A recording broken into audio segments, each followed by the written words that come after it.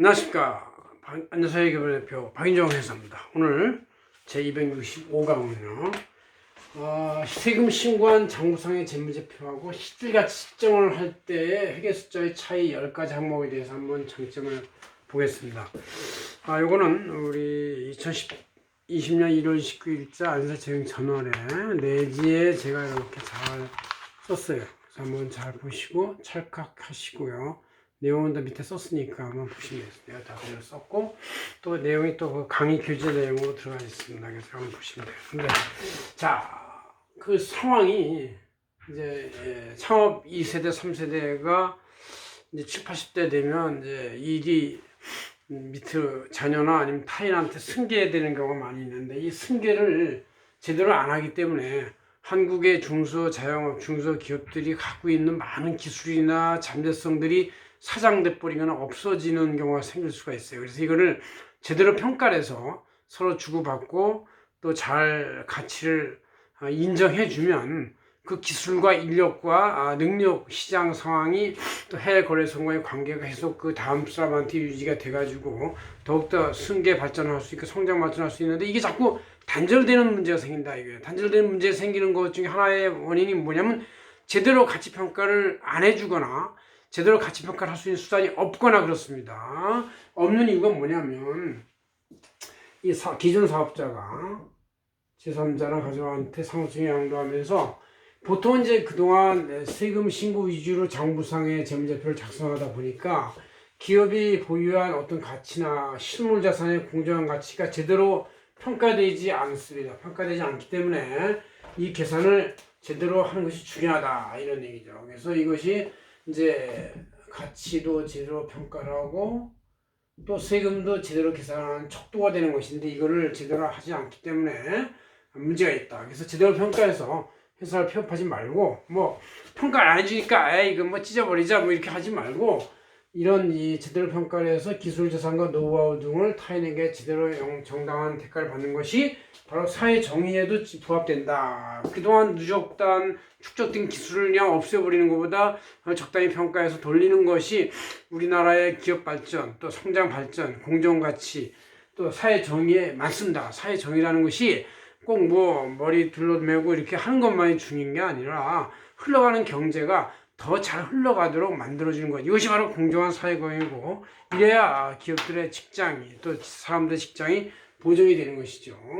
그래서 이제 재무제표상의 각종 기준 항목을 이제 보면은, 우리가 이제 재무제표라는 것이 이렇게 이제 재무상태표가 이렇게 있고, 여기 기준 과목이 현금부터 재고, 매출채권 뭐 쭉 있고, 손익계산서도 매출액이 있고 원가가 있지 않습니까? 이제 이런 것들이 이제 여태까지 사업자가 세금 신고용으로 할 때는 조금 절세를 한다든가 억지로 세금을 내는 거가 있기도 하고, 아니면 절세를 하기 위해서 극소화시키는 경우가 있어요. 합법적인 차원에서 최소화시키는다. 그러나 실질가치, 공정가치 회계평가를 할 때는 균형된 감각, 균형 가치로 한다. 너무 낮게도 아니고 너무 높게도 아니고 서로 균형 가치를 하기 때문에 세법상으로 만들어 놓은 재무상하고 좀 다를 수가 있다 이런 얘기죠. 그걸 한번 제가 항목을 좀 보면은, 첫째 매출 수입에서 이제 세금 신고용은 이제 전자세금계산서로 제공된 뭐 그것만 가지고 따져요. 근데 이제 실제는 현금 매출 누락일 수도 있고, 아니면 미래 매출이 갑자기 증가하는 거를 추정할 필요가 있습니다. 그래서 이제 이런 것이 이렇게 나올 수가 있는 것이다. 매출 수입도 달라질 수가 있다.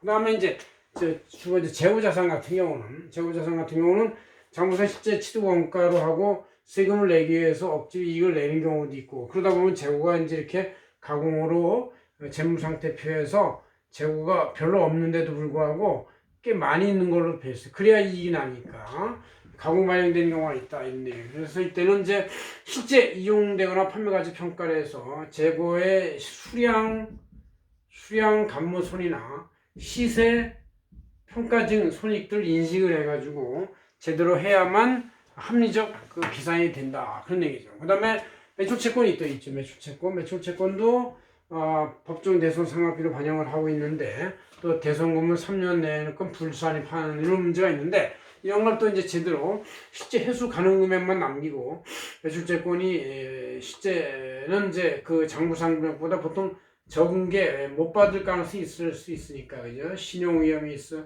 가능성이 있기 때문에 감액 손실을 잡는 것이 인지 원칙이라는 얘기죠. 그러니까 증액 요인이 별로 없을 수가 있어요. 그러나 재원자는 증액 요인이 있고, 현금 매출도 증액 요인이 있고, 매출채권은 감액 요인이 많이 있고, 그렇다는 얘기죠.